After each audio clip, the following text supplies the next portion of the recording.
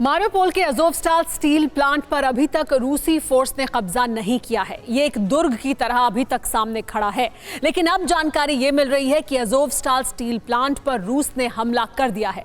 इस हमले की वजह से प्लांट की कई इमारतें ध्वस्त हो गई हैं। हालांकि प्रेसिडेंट पुतिन ने यह वादा किया था कि स्टील प्लांट पर कोई हमला नहीं होगा, लेकिन वादा टूट गया है।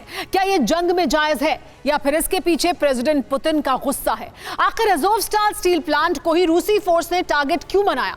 विस्तार से देखिए और समझिए बैटल ऑफ अज़ोवस्टाल का पूरा समीकरण दरअसल क्या बताता है। Mission अज़ोवस्टाल complete.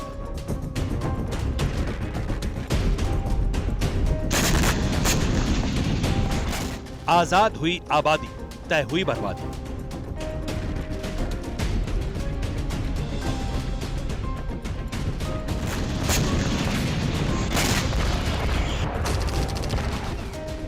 रूस ने सुलगाया बारूद और भीषण हुआ युद्ध।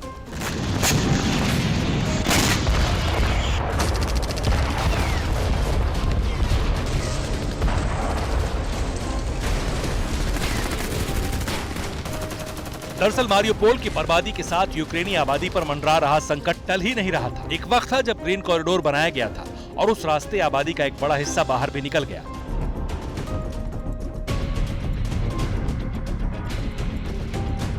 लेकिन इसी बीच बरसे बारूद ने कई जान पर संकट खड़ा कर दिया। जिनके पास जीने के साधन तो थे, लेकिन उनकी जिंदगी की जद्दोजहद शुरू हो चुकी थी और आसरा था अज़ोवस्टाल स्टील वर्क्स यानी स्टील प्लांट।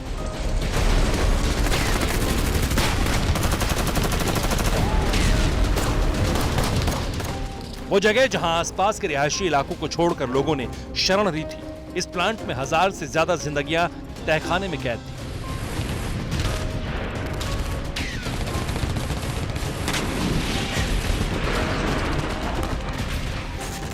इनको बचाना आसान नहीं था। रूसी फोर्स बारूद बरसा रही थी और यूक्रेन की फोर्स बारूद से जवाब दे रही थी। लेकिन यूक्रेनी फोर्स ने एक मिशन लॉन्च किया, कोशिश की आम लोगों को बचाने की, जो कामयाब हुआ रूस की फोर्स के कदम पीछे खींचने पर।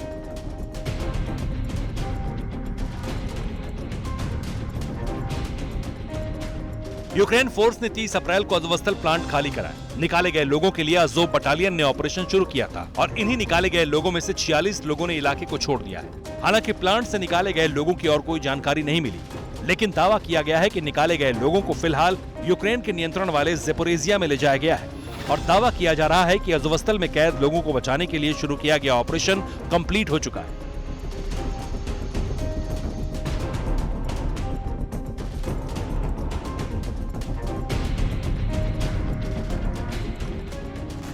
लेकिन इस ऑपरेशन में हुआ क्या क्या, कैसे अज़ोव बटालियन ने इसमें अहम भूमिका निभाई, समझिए। दावे के तहत रात भर अज़ोवस्टाल प्लांट के पास भारी बमबारी हुई। इस बीच अज़ोव रेजिमेंट ने तहखाने में छिपे लोगों को निकालना शुरू किया।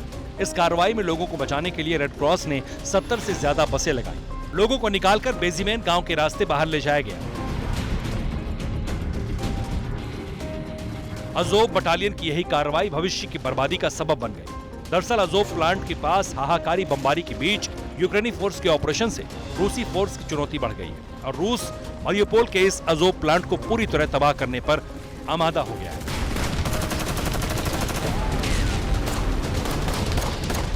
कैसा है ये उतावलापन, इसे ओडेसा में हुई कार्रवाई से समझिए।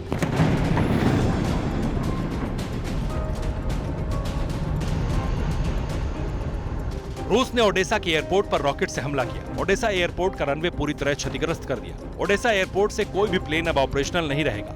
रूस के इस हमले की पुष्टि ऑपरेशनल साउथ कमांड ने की। लेकिन यह हमला रूस ने क्यों किया? ये अटैक है यूक्रेन के खिलाफ जवाबी कार्रवाई।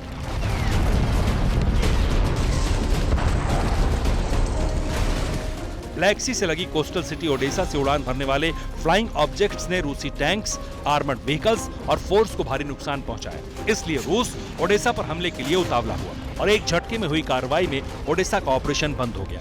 Bureau report, TV9 Bharatvarsh.